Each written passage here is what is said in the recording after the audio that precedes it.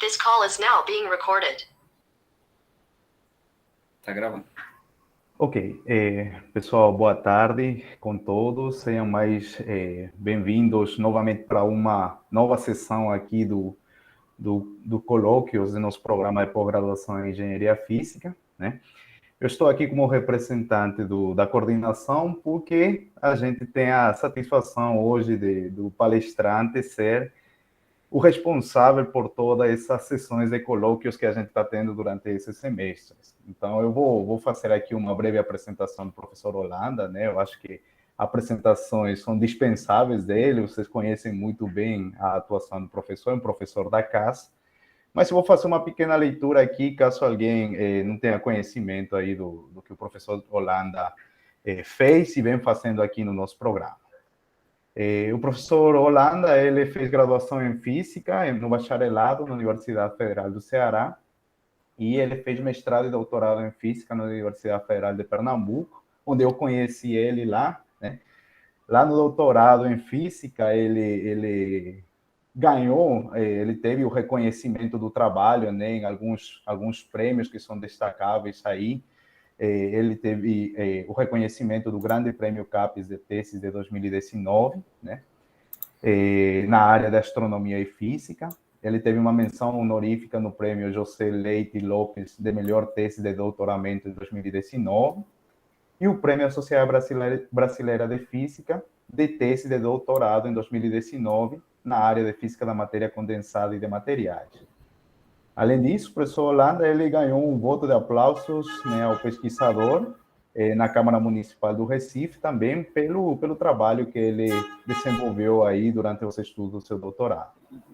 Após de encerrar esse período de doutorado lá na UFPE, o professor fez um estágio de pós-doutorado também na Universidade Federal de Pernambuco e logo após ele foi para Estados Unidos, né, no Oregon National Laboratory, onde ele também foi, além de pós-doutorado, ele trabalhou também como pesquisador visitante, né?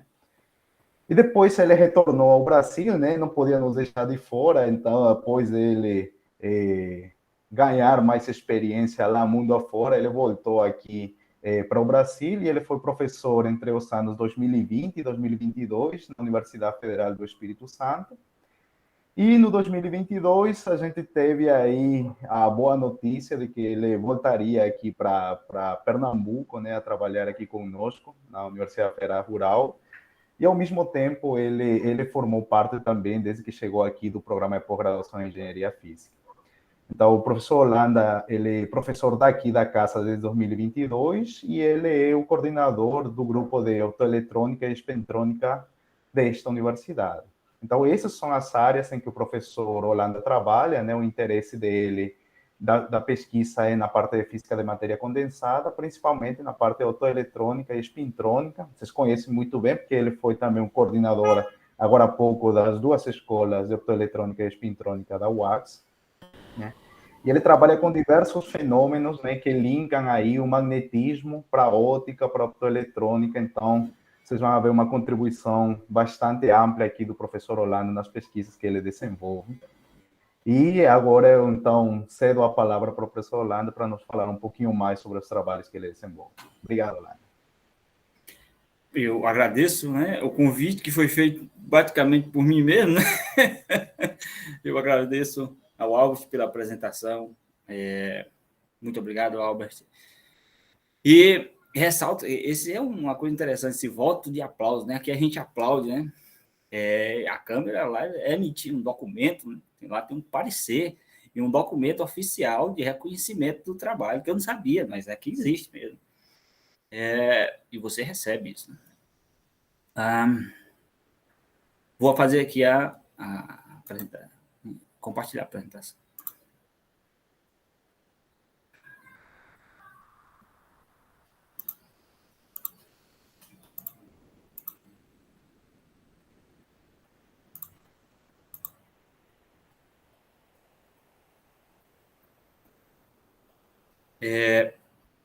Todos já veem minha tela aí, por favor? Ou não? Tá com... Agora sim. Né? Uhum. Agora. Eu mantive aí a primeira tela da escola, né? E Vamos lá. Vejam só, pessoal. Eu vou fazer uma relação, certo? Com o que vem sendo desenvolvido aqui na UAXA, certo? Na Rural Federal de Pernambuco.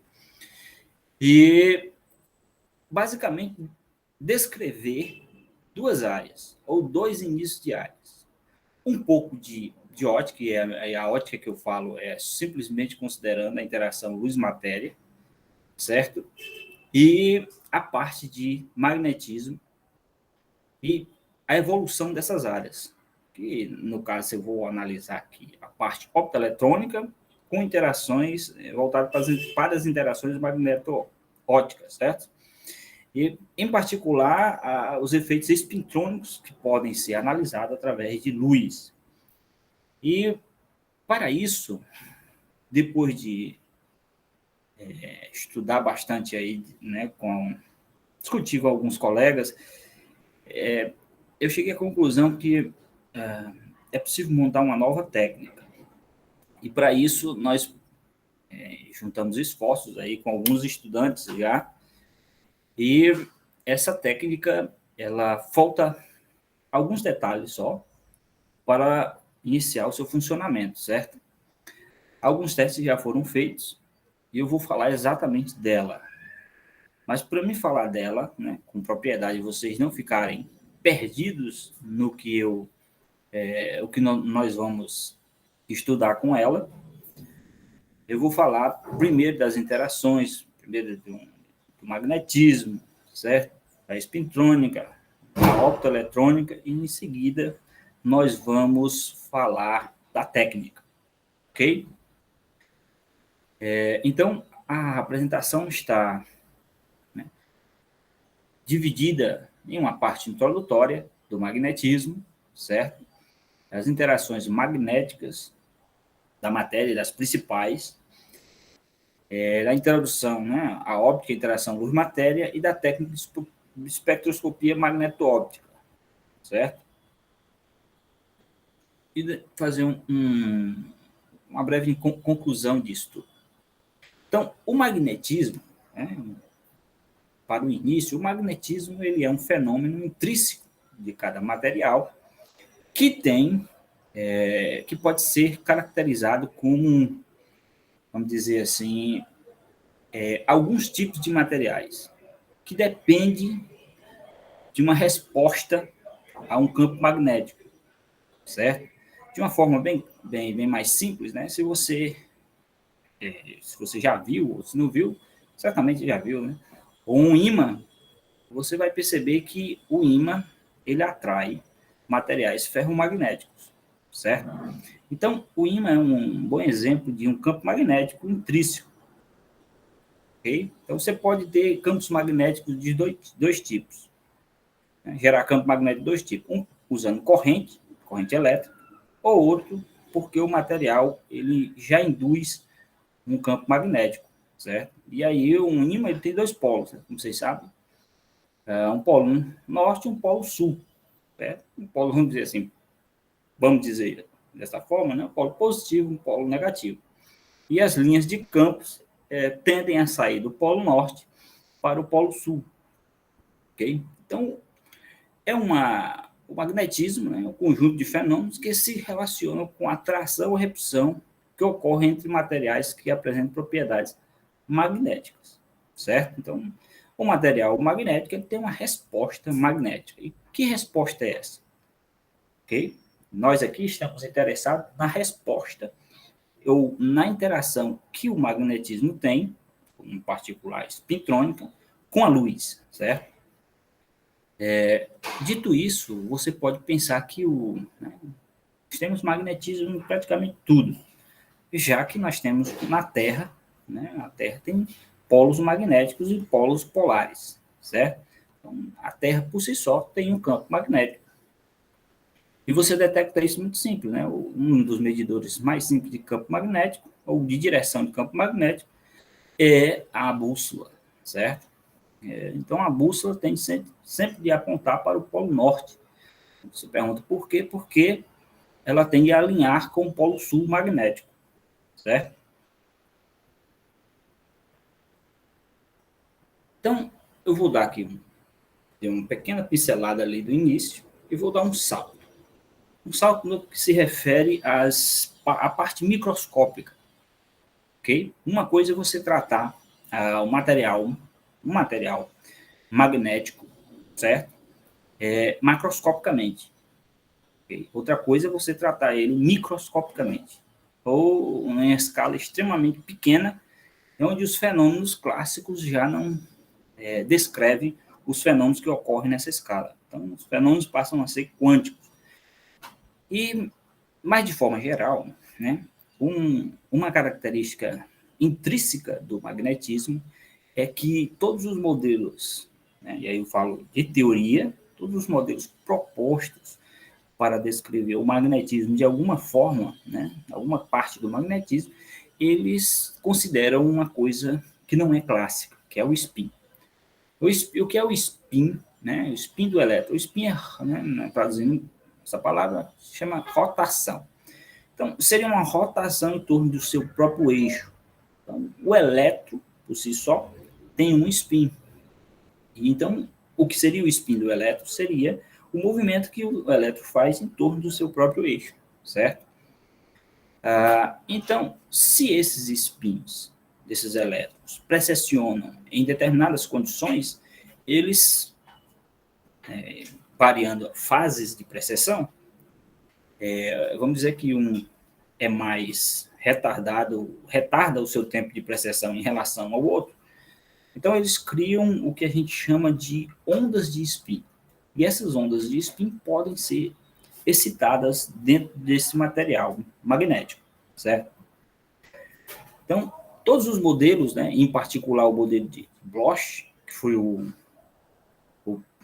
quem propôs essa nomenclatura, né, foi um teórico que propôs essa nomenclatura de ondas de spin. E essas ondas se quantizam, certo? E ao se quantizarem, elas obedecem à mecânica quântica. Okay?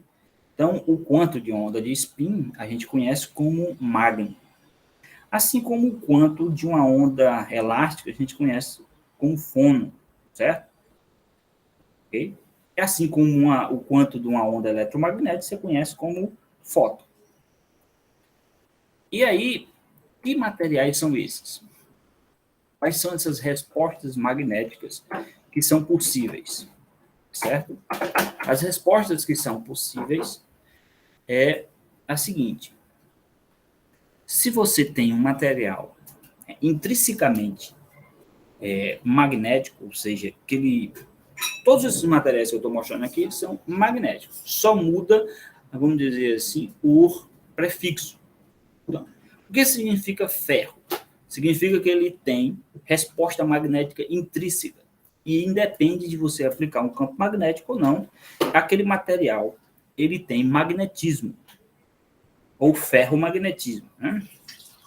E aí ele tem uma resposta devido a esse magnetismo, esse alinhamento dos spins ou do momento magnético dele, certo? Então, quando você vê aqui a precessão,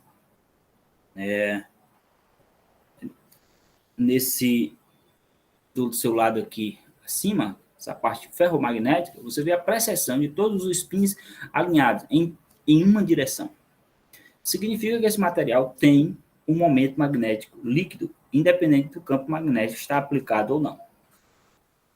Vejam que todos os spins são iguais e estão alinhados. Quando você vem alinhados, isso não quer dizer que eles estejam em fase, eles estão alinhados. Quando você tem agora um material ferri, que é quase um ferro, né? Você tem, então, momentos em uma direção e momentos em outra direção. Só que é o seguinte, uma camada de momentos ou de spins, ela é mais intensa, certo? Você tem que perceber que o spin é como se fosse uma seta de um vetor, e onde esses vetores são colineares um ao outro. No ferromagnético, o ângulo de colinear deles, de um spin com o outro, seria 0 graus. No ferri seria 180, só que um estaria em uma direção e o outro estaria em outra. Por isso 180. Só que um é mais intenso do que o outro. de modo que você ainda tem uma magnetização ou um momento magnético líquido. E esse material tem resposta magnética, mesmo a campo nulo, certo? Campo magnético externo nulo. Já o material ferromagnético, que é esse de lado aqui, você tem momentos precessionando de um lado e momentos precessionando de outro. E aí o que acontece? Eles são iguais. Então, se eles são iguais, eles se cancelam. Por isso que em um material antiferromagnético, a magnetização líquida dele é nula. Porque ele tem duas redes, a gente chama redes, certo? De precessão. Uma em um sentido e outra em outro sentido. Então, a resposta é nula. A vantagem desses três materiais, principalmente dos primeiros dois, é que a frequência de ressonância, né? A gente estuda esses materiais, então, como eles são ferro ou ferri, então você usa a técnica de ressonância, se você quiser medir a ressonância desses spins, ressonância ferromagnética ou ferrimagnética. Já o material antiferro ele tem uma frequência de ressonância antiferromagnética. Então, a frequência de ressonância do material ferro e ferri é da ordem de gigahertz, certo? Já do antiferro é da ordem de terahertz. Ok? Então, se você observar, a frequência da luz é sempre da ordem de terahertz, a resposta. Então, um bom material para se estudar com luz seria os antiferros. Isso não quer dizer que os ferros também não sejam. E vocês vão ver que são. Então, esses três materiais, né, os de cima, eles conseguem produzir uma coisa chamada momento magnético ou fluxo de momento magnético líquido, vou chamar assim, que seria fluxo de spin líquido, certo? Fluxo de densidade de spin líquida. O que é isso? É a variação de momento angular de spin desses materiais. E se existe uma variação de momento angular desses spins, você então tem a capacidade de ter corrente de spin, que é um fenômeno que eu vou explicar mais na frente. Mas eu quero que vocês aproveitem, né? Eu quero aproveitar essa figura para explicar isso. Então, os três primeiros materiais de cima conseguem produzir correntes de spin. Não estou dizendo que o material é semicondutor, que o material é isolante, que o material é ferro metálico ou supercondutor. Não estou dizendo nada disso em relação à condutividade dos materiais. Eu estou dizendo apenas no seu estado magnético, em relação ao seu estado magnético. Então, você está analisando o estado magnético de um material, certo? Outra parte importante, ou os dois outros materiais importantes, é o que você tem. O paramagnético e o diamagnético. O paramagnético, os seus spins estão todos desalinhados, desordenados. Você não tem resposta magnética. Por isso que, se você pegar um pedaço de alumínio, ele não gruda num ímã. Né? Então, os spins deles estão todos desalinhados. Você não tem momento magnético líquido, certo? Neste caso, o material é paramagnético. Mas o material paramagnético, aliás, todos esses materiais têm uma interação chamada interação spin-órbita, que é uma interação muito importante, fundamental, que é uma interação quântica, certo? Para que você converta essa precessão dos spins, ou essa corrente de spin, em corrente de carga, já que você, no laboratório, mede basicamente duas coisas em eletrônica: potência e tensão. Então, você precisa transformar isso em sinal de potência ou em sinal de tensão para poder medir, certo? E aí os materiais paramagnéticos, alguns deles têm interação spin-órbita muito alta. Então, como essa interação é muito alta, você consegue uma resposta em tensão elétrica devido à precessão desses spins considerável a ponto de ser medida em laboratório, certo? Os materiais diamagnéticos também têm respostas. E a diferença entre o para e o dia é que no para, quando você aplica um campo magnético, você alinha os seus spins, que estão desalinhados, desorientados, com o campo magnético. Já o dia não, ele tende a alinhar contrário ao campo magnético, fazendo um ângulo de 180 graus, querendo diminuir a intensidade do campo aplicado, certo? Então, se você percebeu, entendeu essa parte, ficou claro, você vai entender mais ainda quando nós chegarmos nos estados, nos materiais, quando formos classificar os materiais em condutor, semicondutor, isolante, certo? Então, se você perceber, esses são os spins que têm elétrons, certo? Então, o que a gente quer no material, né? Quando você estuda spintrônica, agora eu já saio da escala macroscópica, eu vou para microscópio, nanoscópio, né? Escala muito pequena. Você quer materiais, você quer estudar o fluxo de elétron, onde o elétron preserva o seu spin. Eu estou considerando um material condutor mesmo. Então, se você faz isso, você quer que essa dimensão, ou seja, a espessura do material que você tem, tenha a capacidade né, seja suficientemente pequena para que o elétron, ao sair de um material, passe fluindo por ele sem perder o que a gente chama de característica do seu spin, ou seja, a imagem do spin.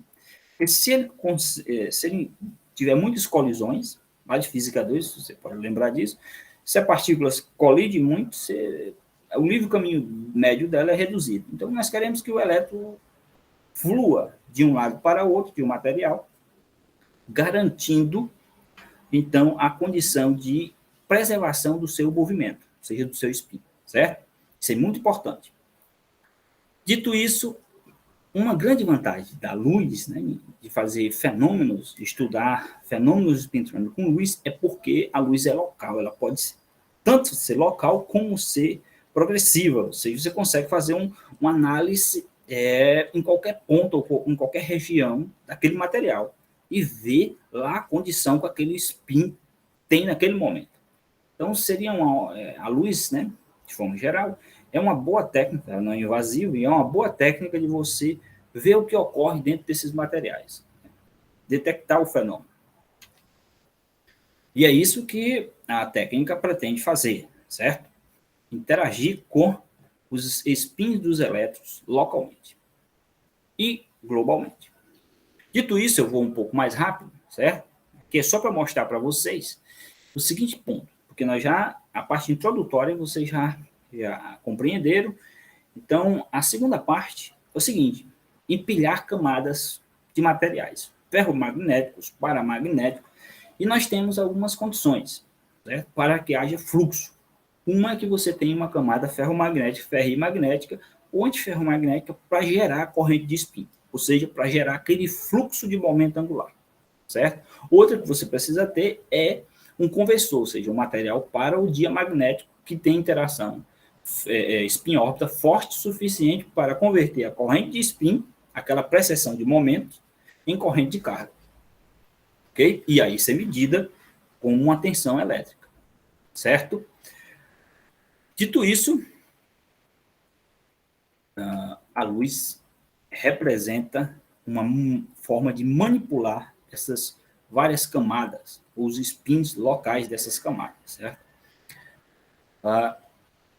Então, o que a gente quer é que esse fluxo ocorra, saia de uma camada para outra. Imagine que desse lado você tem uma camada ferromagnética, então você quer que haja fluxo suficiente, okay?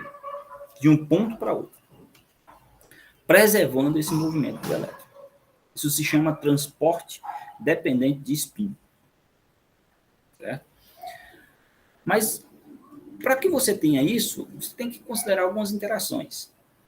E aí, as interações refletem o quê? Para excitar esses materiais, você precisa de campo magnético, luz ou radiação de micro-ondas, ou gradiente de temperatura, algum efeito que perturbe o elétron da sua posição de equilíbrio para ele precessionar e ter fluxo de momento angular, certo? De spin. Então, dito isso, você analisa, né, as interações fundamentais que esses spins têm uns com os outros. Então, se o spin está alinhado, ou seja, se ele faz aquele se ele está alinhado um com o outro, ou seja, são vetores colineares, ele faz um ângulo de 0 graus, se eles estão no mesmo sentido, e 180 graus, se eles estão em sentidos contrários. Isso define uma fase ferromagnética e antiferromagnética. E define uma interação que a gente chama de interação de troca, ou interação de exchange, né? Certo? Fundamental para você saber como um spin interage com o outro. Porque da maneira como um spin interage com o outro, vai fazer com que aquele fluxo de momento angular ocorra em um sentido ou no outro. Outra interação fundamental é a interação zima, que é a interação, a resposta que você tem ao aplicar um campo magnético naquele material, certo? E isso é fundamental, por quê? Porque você define, né, principalmente que se você vai estudar um fenômeno espintrônico, qual é a diferença de você ter um fenômeno espintrônico para um clássico? Professor, como é que eu sei se o fenômeno é espintrônico ou clássico? Muito simples. Você faz, né, precessiona lá o seu spin, seja com gradiente térmico, seja com o que for, e você analisa a polarização. O spin, ele é polarizado com o campo magnético. Então, se você aplica o campo magnético, por exemplo, em um fenômeno espintrônico, se a resposta que você tem é a mesma que você aplica o campo magnético num sentido ou no outro sentido, esse fenômeno tende a ser clássico, certo? Se ele polariza, ou seja, se ele muda o sentido, ou seja, o que significa mudar de sentido? Olha, se eu estou medindo uma tensão positiva e agora com o campo magnético em um sentido, e agora começo a medir uma tensão negativa, é porque houve uma mudança devido à direção do campo magnético. Isso é reflexo da polarização do seu spin, ou da direção do momento angular de spin. Você tem que entender que o momento angular de spin é uma precessão. Então, se o seu spin precessiona na direção do campo magnético, se você mudar a direção do campo magnético, você tende a mudar a direção de polarização do seu spin. E isso tem que refletir na interação spin-órbita, certo? Caso não reflita, provavelmente você está medindo um efeito clássico, já que classicamente o spin não faz sentido. O spin é uma entidade puramente quântica, certo? Dito isso, um bom exemplo desses fenômenos, né, magnéticos, espintrônicos, é a magnetoresistência gigante. Okay? E aqui eu já faço propaganda do próximo colóquio. O nosso próximo coloquialista é um especialista em magnetoimpedância, né, um dos primeiros a detectar a magnetoimpedância, certo? E aí, a origem da magnetoresistência gigante, né, inclusive graças a esse fenômeno, né, os seus descobridores, seus responsáveis por esse fenômeno, ganharam o Nobel de Física em 2007, certo? Então, é um bom exemplo. O que significa isso, né? Qual é o fenômeno que está aqui? Muito simples, pessoal. Isso não é nada do outro mundo. Isso é uma coisa difícil de ser feito. Não, isso é uma boa ideia colocada, né? Vale ressaltar. Um é francês, inclusive, certo? O outro é alemão, certo? E uma boa ideia. Uma ideia fenomenal, de fato. Porque o que eles fizeram foi o seguinte: pegar dois materiais, um com magnetização em uma direção e outro com a magnetização na mesma direção. Ok? Agora eles só inverteram. Aí vocês viram lá, se o material tem... Agora pensa o seguinte, isso é uma camada paramagnética, que não tem resposta nenhuma magnética, isso é uma camada ferromagnética. Se essa camada está alinhada a essa, o que você tem no todo? No todo você tem um material ferromagnético. Se essa camada está com magnetização contrária a essa, você no todo tem um material antiferromagnético. E essa foi uma coisa fenomenal. Por quê? Porque ao medir a resistência, né? Resistência é o que você é acostumado a medir em qualquer material. Inclusive, você faz experimento de física no laboratório de ensino para saber a resistência do seu circuito. A resistência é a mesma coisa, só que a magnetoresistência ela é a dependência da resistência com o campo magnético. Então, você está variando o campo magnético e a resistência está aumentando ou diminuindo. Aumentar ou diminuir significa relativo, certo? É relativo. É o que você tinha antes para o que tem depois. Então, é uma medida relativa. E aí, por que é gigante? Porque ele mediu uma coisa que ninguém nunca tinha medido. Em uma condição, nessa condição ferromagnética, ele mediu uma resistência baixa, baixíssima, praticamente o que ele tinha. E nessa outra, ele mediu com um ganho de 80%. Certo? E vocês vão ver que isso parece simples, mas a utilidade de quem teve a ideia seguinte, né, a ideia fundamental foi deles. E a aplicabilidade, né, resultado disso, foi mais brilhante ainda, porque veja só o que foi que fizeram. Fizeram um sensor magnético, ou seja, uma válvula de spin. O que significa isso? Toda a nossa eletrônica ela é baseada em dois dígitos, 0 e 1. certo? Então, associaram a resistência baixa ao bit zero, ou vice-versa. Aqui eu fiz assim, né? E a resistência alta, ou voltagem alta, ao bit 1. Então, o que acontece? Se você tem agora um disco, né, que é o seu HD, ele é um disco prateado. Debaixo dele ele tem um campo, um ímã assim, todo torto, que está polarizando toda a informação que você tem ali. O que ele está fazendo? E na ponta tem o que a gente chama de magnetoresistência, um fenômeno de magnetoresistência, um sensor de campo magnético, a válvula de spin. O que ele está fazendo? Na região, vejam só como isso é simples, na região onde o spin está alinhado com a camada de baixo, é uma resistência baixa, bit 0. Quando está desalinhado, a resistência é alta, bit 1. Então fica 0,1, 0,1, e fica lendo. Por isso que o seu HD gira ali, né, lendo toda aquela informação. O fenômeno é esse. Então você está codificando uma informação e lendo uma densidade, de forma rápida, uma densidade muito grande, né, de informação. E aí o que acontece? Isso aqui, a perspectiva é fazer isso com luz, que aí ganha mais 1 grau de liberdade, devido à interação do fóton com os spins localmente, certo? Então, como funciona? Funciona assim, ó. Aquele disco branco é isso aqui, ó. Então, você tem polo norte, polo sul, polo norte, polo sul. Aqui o spin está alinhado para cima, aqui está para baixo, para cima, para baixo, para cima, para baixo. Então, veja só, aqui é a sua GMI. Aqui é aquela, isso aqui, ó.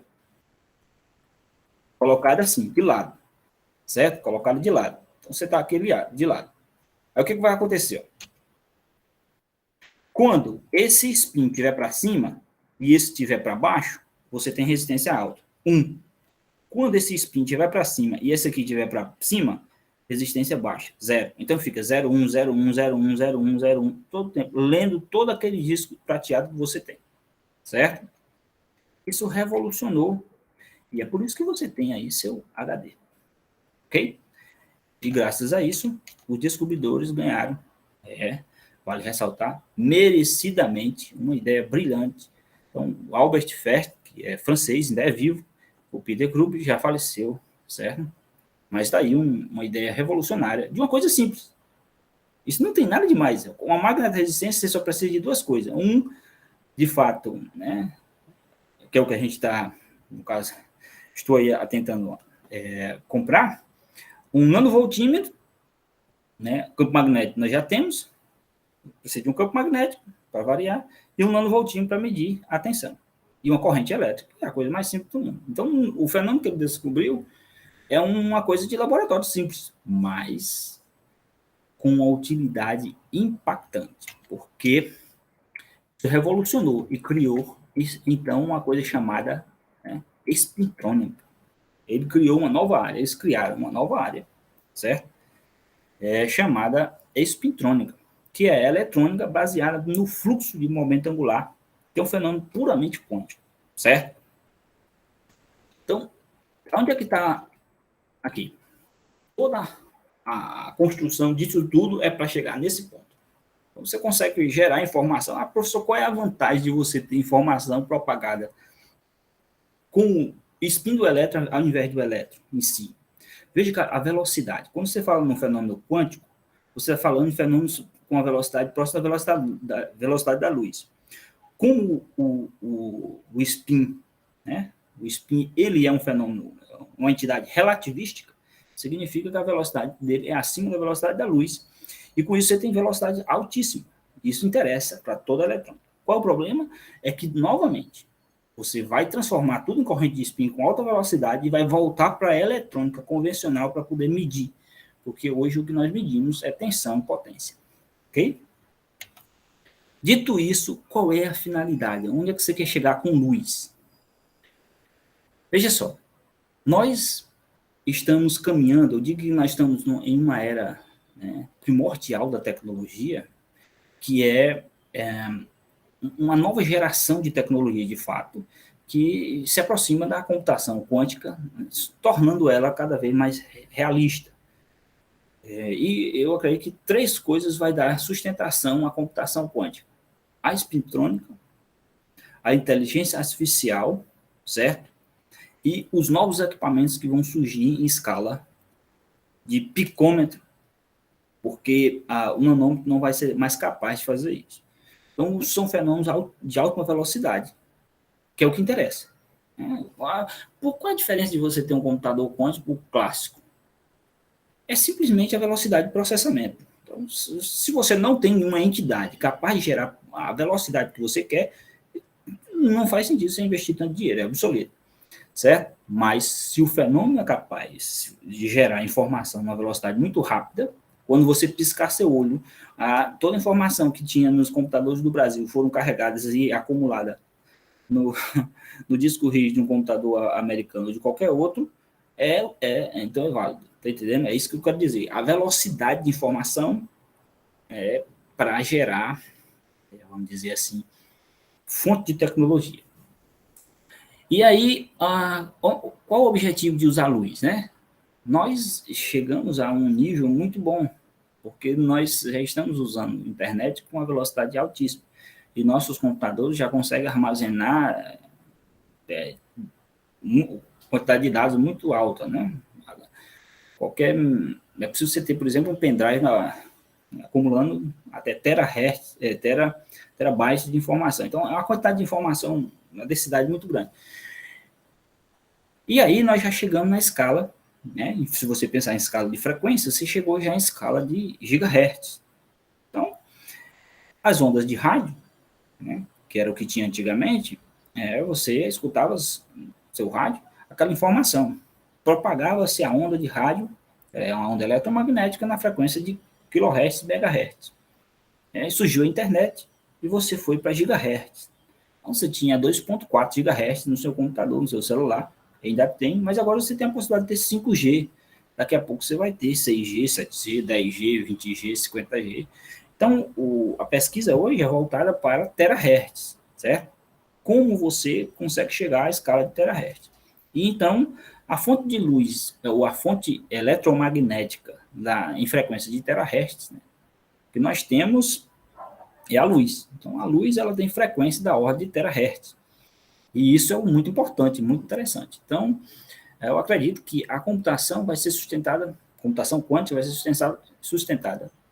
Né?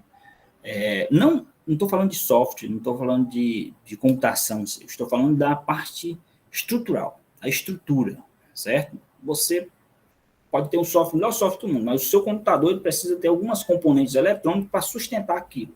Eu estou dizendo que a espintrônica e a ótica, né, alguns positivos, vai dar essa sustentabilidade, certo? Dito isso, como é que a gente, o que a gente quer estudar com luz nessa perspectiva? Pronto, os elétrons, um bom exemplo disso é o efeito fotoelétrico, né, que é a interação da luz com o elétron para arrancar elétron de um determinado material para outro, quem sabe, né? Então, a luz tem um fenômeno é capaz de ejetar elétrons, certo? Então, ela pode ser um bom indutor de fluxo de elétrons com momento. E aí, se você aplica campo magnético, você deve polarizar esse fluxo e criar uma coisa chamada corrente de spin polarizada, certo? Outra coisa é o seguinte, nós temos, né, que o nosso elétron ele tem uma órbita e tem um spin. Então, você tem essas duas entidades. Por isso é que eu estou falando de efeito fotoelétrico, por isso que eu estou falando agora de luz mais precisamente, e por isso porque a luz ela tende a interagir muito bem com o elétron, certo? Localmente ela vai interagir muito bem com o elétron. Mas como é que esse elétron pode carregar esse spin sem perder esse movimento? Então, eu volto a dizer, a luz é não invasiva. E ela não vai polarizar o spin do elétron, quem vai polarizar é um campo magnético externo, por exemplo. Mas como é que se dá isso? Olha, você pode estudar o fenômeno de absorção e emissão de luz. É um fenômeno bem simples, é o que nós vamos usar para uma parte dessa técnica, ok? E eu quero chegar aqui. Então, uma coisa é você ter átomos, né? Outra coisa é você ter um sólido. Então, um átomo ele tem níveis de energia, certo? um sólido eles têm bandas de energia. E essas bandas de energia se comportam com determinado, ou emitem determinado efeitos, ou permitem que determinados efeitos ocorram ou não, certo? E aí você define, por exemplo, essas bandas eletrônicas definem o estado eletrônico, ou vamos dizer assim, o estado condutor, semicondutor, isolante, certo? E é por isso que eu coloquei aqui. Então, no material isolante, você tem uma região proibida, condutor, você tem uma proximidade aí da banda de valência de condução, e o semicondutor, o meio termo, certo? E o que seria um semicondutor, um supercondutor? Tudo fluindo. É o que todo mundo deseja, né? Você tem um supercondutor a temperatura ambiente para que haja menos perda de energia, e essa perda seria exatamente por isso, por causa das colisões que os elétrons têm, ok? Então, o que a gente quer, afinal de contas, é fazer isso, é estudar esses efeitos, tanto de movimento dos átomos, dos elétrons nos átomos, e dos spins usando luz, certo? E campo magnético, excitação de campo magnético, com campo magnético, com micro-ondas, a gente chama de gradiente térmico, tudo isso para excitar ou mexer com esses spins dos elétrons. Então, agora eu vou um pouco mais rápido, né, para dar tempo de chegar no final. Eu preciso revisar duas coisas. Isso aqui é bem rápido, mas preciso fazer isso para que vocês tenham o suporte de entender o que vem na frente. Primeiro, o efeito Hall. Você estuda lá em Física 3 o efeito Hall clássico, certo? Então, você sabe que o efeito Hall clássico é a criação de uma tensão elétrica devido à passagem de uma corrente em um condutor com aplicação do campo magnético. O efeito Hall de spin não funciona assim. Você não precisa de um campo magnético, você precisa somente da corrente, certo? E esse efeito, o efeito Hall, é um efeito 3D. Por que 3D? Porque o material ele tem as três dimensões praticamente da mesma ordem, ou similar, ou uma muito pequena e as duas outras maiores, certo? E o material em duas dimensões, você só tem uma extremamente reduzida em relação a outras duas, ok? E quando esse efeito acontece em sistemas bidimensionais, que a gente chama, você, então, chama isso de efeito Rashi-Baldestein, certo? Que foram os descobridores desse efeito. E existe o efeito Hall direto e o inverso. Existe o efeito Rashi direto e o seu inverso. Ambos existiam classicamente, ok? Só foi dado uma nova visão ou uma nova perspectiva, olhando o spin do elétron. Então, pelo efeito Hall, né? O efeito Hall é bem antigo, 1879, e aí você consegue, para quem já fez física estado sólido, alguma disciplina de estado sólido, ou estrutura da matéria, consegue, ou física 1 mesmo, né?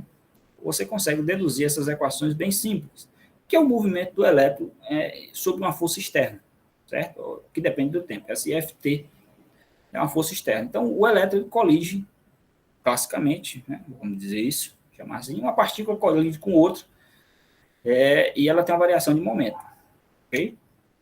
Então, o efeito Hall produz uma força sobre um campo magnético e elétrico, produz uma força de Lorentz, e você resolvendo as equações, você chega a alguns coeficientes, que dá o portador, se foi um elétron que está se propagando, ou o que a gente chama de buraco, que é a ausência do elétron naquele local, certo?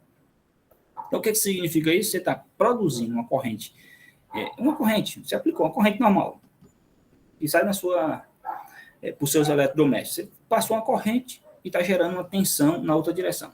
Você passou uma corrente nesse sentido, aplicou um campo magnético perpendicular a esse plano e está gerando uma tensão, que é positiva ou negativa. Se é positivo e negativo, você gerou uma diferente potencial, você consegue medir esse potencial, certo? Mas o que é, então, o spin? De onde é que vem essa coisa de spin? O que isso tem a mais, né? Primeiro, você tem que entender o seguinte, no clássico, você tem campo magnético. Veja aqui, a indução magnética. B.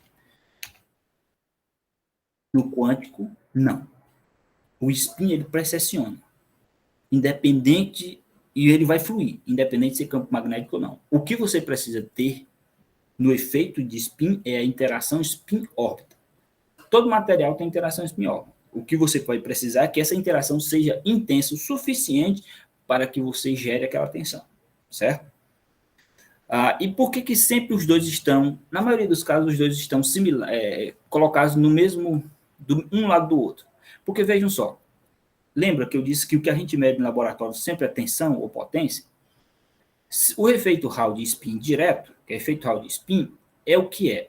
É você passar uma corrente de carga do laboratório mesmo, aquela corrente milivolt, o que for, microvolt, bem baixinha mesmo, passa lá no seu material, faz 2 contatozinhos e passa essa corrente. Se ele tiver interação spin-órbita, ele vai fazer com que os spins sejam polarizados numa direção e outros em outra. Igual aqui. Qual é o problema? Você não tem como detectar esses spins. Você ainda não tem um detector quântico ou relativístico para medir isso. Se você tivesse, a computação quântica estaria em outro nível, sem dúvida, certo? Você tem que lembrar que em mecânica quântica, o experimento Starling-Geddes foi o que mediu H cortado sobre 2, que não é uma coisa tão trivial de se medir. Então, aqui, você tem uma eletrônica muito interessante. Só que você não consegue medir essa polarização. O que você faz? Você coloca outra camada aqui de lado, de material, e faz isso fluir. Essa camada aqui vai fluir para esse outro, que seria isso aqui. Então, agora, nesse caso, você tem uma corrente de spin que foi gerada de um material, vai fluir no outro material e vai ser convertido em corrente de carga. Então, de fato, o que você tem é o seguinte, ó, você tem um fluxo de corrente de carga, transformando ela em corrente de spin e medindo novamente o inverso. A corrente de spin que se transforma em corrente de carga, você mede a tensão.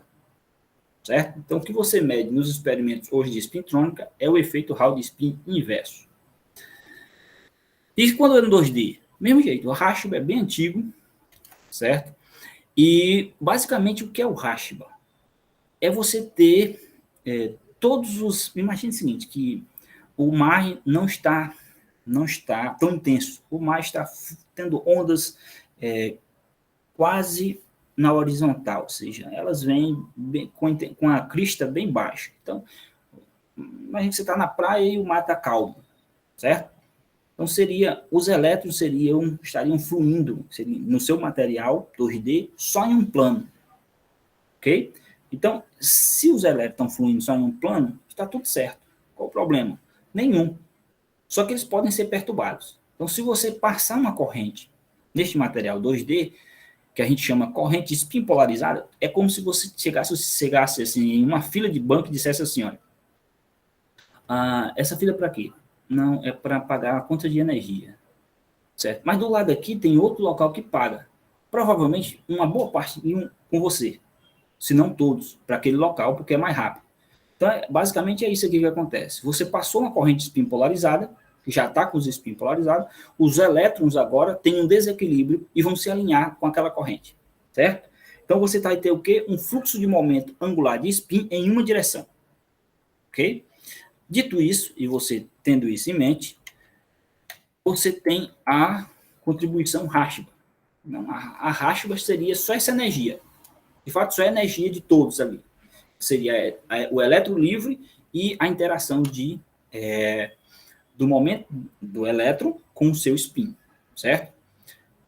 Só que o que acontece? Que é o que você tem aqui, ó. Um spin está para baixo, outro está para cima. Seria um elétron do lado do outro. Imagina que seja assim. Só para você ter uma noção. Não é bem assim que ocorre, mas para você ter a noção do que vai significar mais na frente. Então, você tem 2 elétrons ali, um com spin para um lado e outro para o outro. Beleza? Aí, o que vem agora? Quando você passou a corrente. Você passou uma corrente aqui, ó. Tem um gradiente de campo elétrico, passou uma corrente.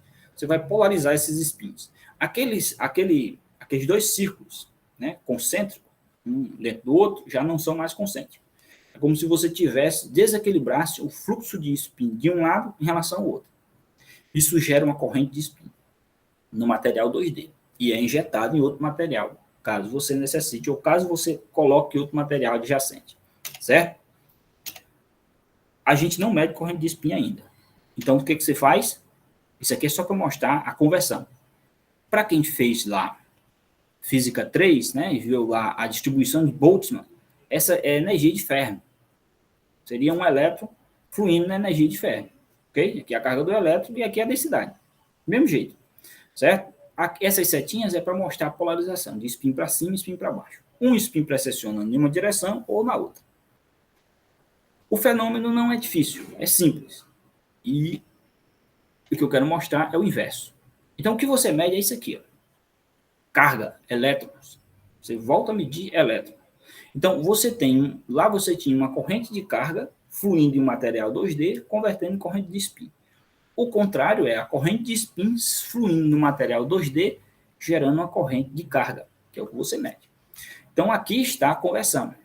Esse parâmetro não é o detalhe. Você tem que entender, no material 2D, você tem sempre, né, se você lembra, o que é a densidade. Densidade de carga, de corrente mesmo, é o fluxo da carga por área. Então, no material 2D, você tem fluxo de momento angular de spin, dividido por uma área. Você tem uma área transversal, é 3D, certo? No material 2D, não. Essa corrente aqui é uma corrente em duas dimensões. Então, você aplica uma corrente de carga que flui em todo o seu material. Só que a corrente de spin ela é polarizada, ela só está em uma direção. Então, essa corrente de spin ela é por unidade, vamos supor, de carga por, ou de corrente por comprimento. E essa por área. Por isso é que esse cara aqui, de fato, é o inverso, certo? Por isso é que esse cara aqui tem unidade de comprimento. Como se fosse um comprimento de onda, certo? Mas ele se chama comprimento do efeito Rashba-Stein, ok? Inverso, certo? Dito isso, você tem as duas coisas necessárias. Eu vou pegar mais uns 10 minutos e a gente conclui. Qual é a outra coisa, né? O que é necessário aqui para você saber até o momento? Veja só, você tinha toda a parte inicial, nós fundamentamos, discutimos o que é um material magnético, quais são os 5 estados que o material magnético tem, discutimos os 3 materiais, ou os 4, perante a condutividade. Condutor, semicondutor, isolante e supercondutor, certo? E descobriu-se alguns outros efeitos. Quais foram? O efeito de conversão de corrente de carga, corrente de spin e material 3D, que é dado pela interação spin-órbita, certo? No material 2D, é dado pela interação Rashba-Edelstein, beleza? Então, você tem duas coisas palpáveis agora, muito interessantes. Interações super interessantes que vão interagir com a luz. Então, quais são os efeitos que você pode usar para, né, analisar ou ter respostas desses estados, dessas interações, né, e conduzir uma nova eletrônica para isso, certo? Então, o que a gente quer, né, o que eu estou tentando vender para vocês é o seguinte, ó, que a luz é o detector. Lembra que nós não temos um detector para medir a corrente de spin? A luz é um bom detector para a corrente de spin, certo? E a luz certamente vai ser usada para medir ou detectar essa nova informação. Então, eu vou falar do efeito Faraday, do efeito Kerr e do efeito Zeeman, que são os efeitos mais conhecidos devido à interação de campo magnético com luz, certo? Em matéria magnética. Então, o efeito Faraday, de uma forma bem rápida, o que seria? Seria você ter um material, certo? E está passando luz por ele. Então, a espessura desse material ela tem que ser suficientemente fina, né, suficientemente pequena, para que você tenha a passagem pela luz, mesmo que ele for um pouco opaco, certo? Se for transparente, nem tanto, mas se ele for um pouco opaco, você precisa que a espessura seja suficientemente pequena para que você consiga passar a luz.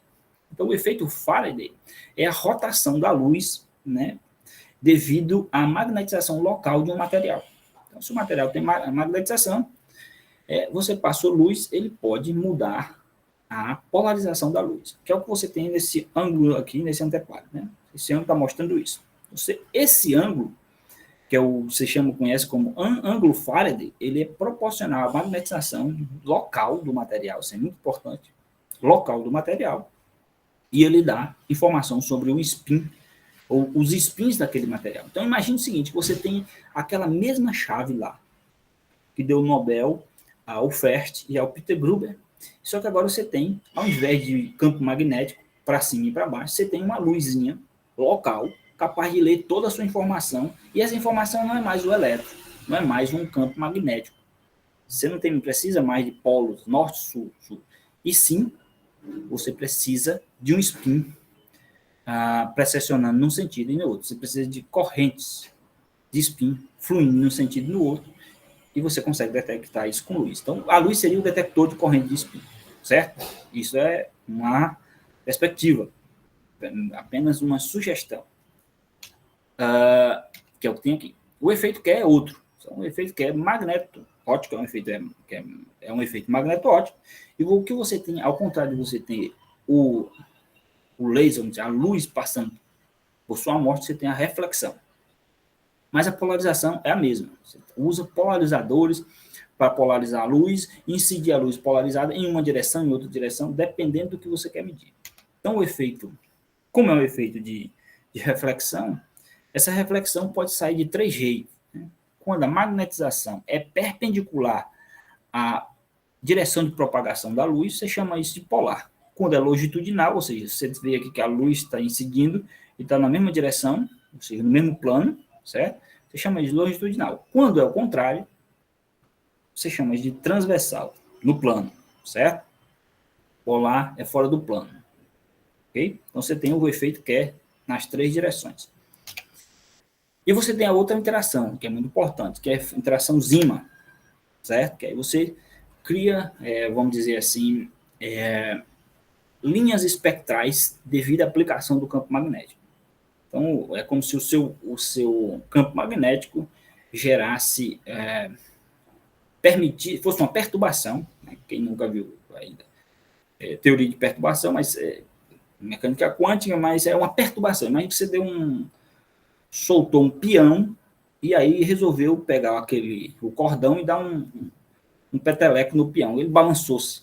Ele saiu daquela posição de equilíbrio e criou outros caminhos que ele não iriam percorrer, que ele não iria percorrer caso você não tivesse feito isso. Então, o campo magnético faz esse shift, uma soma ou diminuição da energia, e cria outros níveis de energia. Isso a gente chama de efeito Zima, certo? Que pode ser um efeito normal, tendendo a linhas ímpares, né? Vou explicar de maneira bem simples, ou quando você tem ele anômalo, que aí dá lugar às pares de linhas que vão para outro nível de mecânica quântica, e eu não vou entrar em detalhes, certo? A ideia aqui é só mostrar para vocês que esse campo interage localmente com o material magnético, permitindo que a luz tenha acesso a essa informação. Então, os três efeitos podem ser medidos no mesmo material. Você pode ter um sistema onde você tem a reflexão, você tem a transmissão e você tem a dependência Zima. E você tenha também propagação de pulsos dentro desse material, dessa onda, esse material, esse M aí, magnético, certo? Tem pulsos tanto de luz, como tem pulsos de radiação de micro-ondas, como tem pulsos de corrente, em nanoampere, por exemplo, certo? Para perturbar aqueles elétrons, como tem fluxo, que a gente chama fluxo térmico, que é a aplicação de gradientes térmicos. Então, a técnica que a gente está desenvolvendo, que eu vou falar agora, rapidinho, ela é baseada no seguinte ponto. Nesse artigo, certo? E um desses artigos, que é o efeito, acho que MOC transversal, o efeito que é magneto-óptico transversal. É uma parte desta técnica, ou dessa descrição. O que nós medimos nisso é uma reflexão, certo? Em função tanto do comprimento de onda, no meu caso lá, nosso caso aqui será tanto em termos de comprimento de onda, como de tensão elétrica, da ordem de nanovolts a microvolts, certo? Isso será simultâneo. A técnica sendo montada é para medir um efeito devido ao comprimento de onda, seja a propagação da luz, seja de um laser ou seja de uma luz branca, certo? Ao mesmo tempo que se mede o efeito espintrônico. A ideia é saber qual é a resposta da luz quando o spin está para cima ou está para baixo. certo? Como eu controlo muito bem, né, pela minha experiência, eu entendo muito bem da parte espintrônica, a manipulação da luz me dará um suporte a mais, vai me dar 2 graus de liberdade, certo? E aí, isso está sendo já montado, ok? E nós estamos na fase de adaptação de alguns instrumentos. Ainda não temos todos, mas a técnica já deve funcionar agora nas próximas semanas, já que a boa parte já está disponível, certo?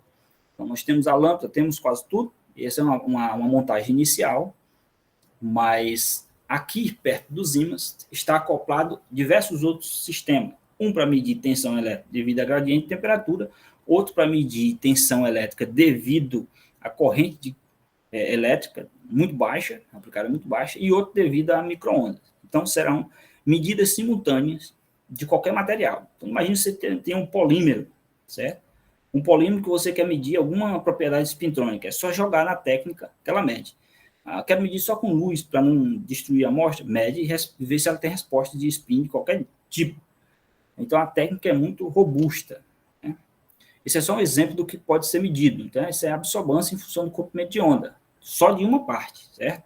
Isso aí é só uma resposta que é medida ao mesmo tempo das outras 3. Então, são 4 respostas medidas simultaneamente. E aqui é os trabalhos que nós estamos em andamento, certo? Em colaboração, naturalmente, tem algumas coisas que nós não temos ainda, mas estamos adaptando.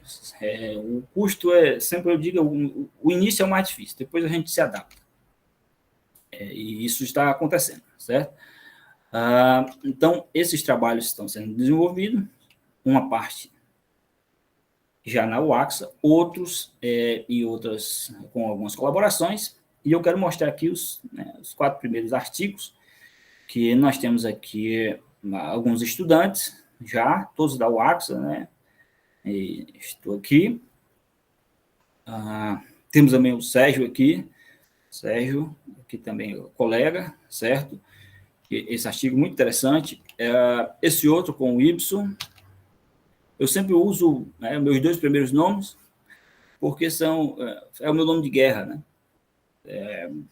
Quando o nome é muito grande, né, para a ciência, vamos dizer assim, a gente reduz. Então, vocês vão sempre me ver como José Holanda ou J. Holanda, para que isso é muito importante, de certa forma. Né?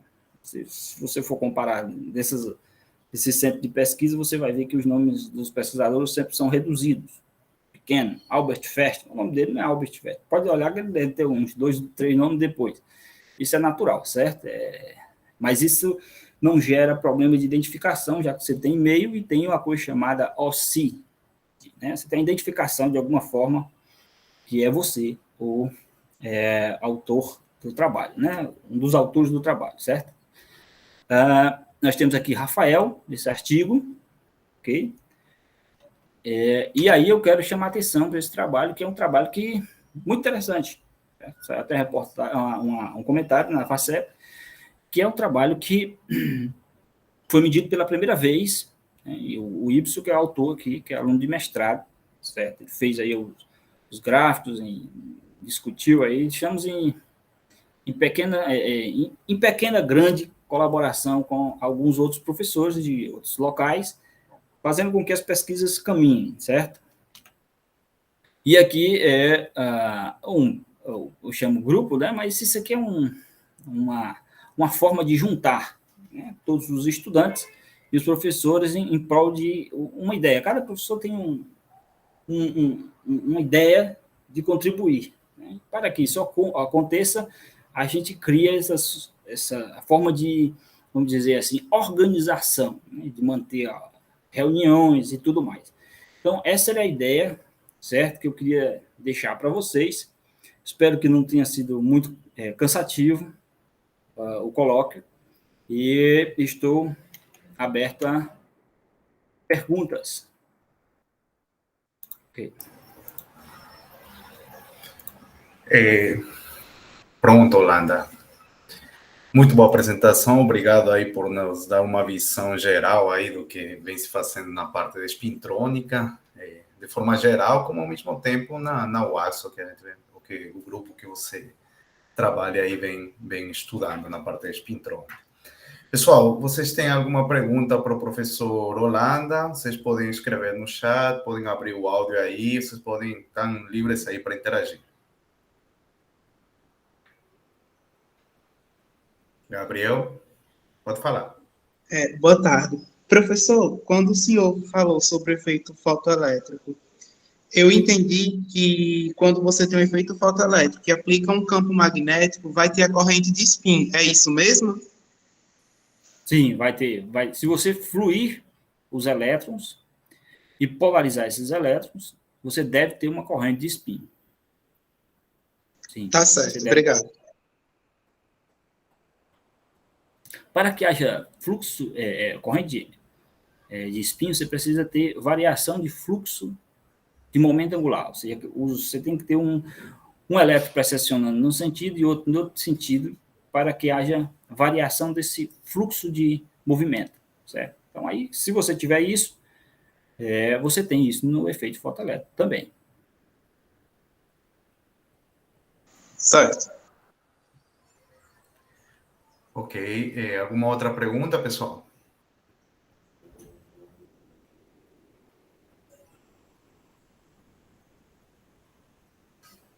Holanda, deixa eu aproveitar enquanto o pessoal aí se motiva para fazer algumas outras perguntas. Você falou que a luz vai ser uma ferramenta interessante para poder medir, né, as correntes de spin, mas e hoje em dia já é utilizado o caso contrário, é luz gerando, por exemplo, corrente de spin. Eu me pergunto, você tem um fluxo de spins aí, mas será que você consegue fazer com lasers pulsados, por exemplo, pulsos de corrente de spin mesmo? Que você possa ter uma... Consegue? Consegue.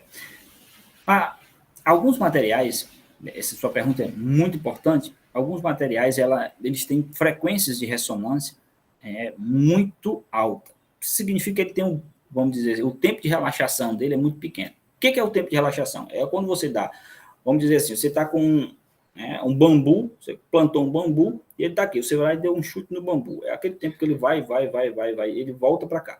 Quando ele voltar para a posição de equilíbrio, você chama aquele tempo de tempo de relaxação. Então, a grande vantagem de você usar luz, né, um laser pulsado, é que tem alguns materiais que têm o tempo de relaxação muito curto. Então, pulsos da ordem de femtosegundo a segundo são muito interessantes, porque você consegue dar uma porrada local naquele elétron e fazer com que ele gere a propagação de de um pulso mais intenso ainda dentro do material. Isso é extremamente interessante e é muito atual, né? Aliás, é uma das coisas mais atuais da espintrônica e da optoeletrônica, né?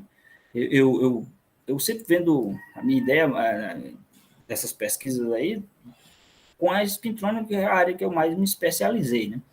Mas estou tendendo a cada vez mais usar a óptica e em particular a optoeletrônica devido a essa migração. Isso é uma coisa natural.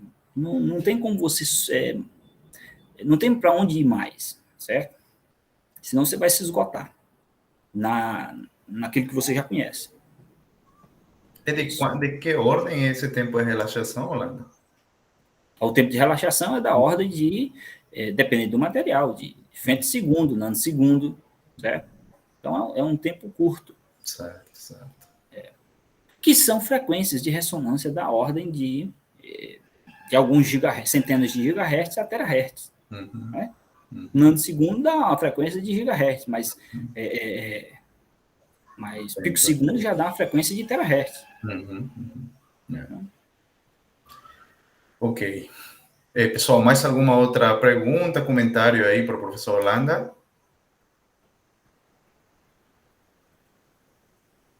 Bom, se não tem, então, resta agradecer ao professor Holanda pela apresentação que ele fez aí dessa área de pesquisa. Eu peço, pessoal, que, por favor, abram seus microfones para dar uma salva de palmas aqui, como é tradição do evento.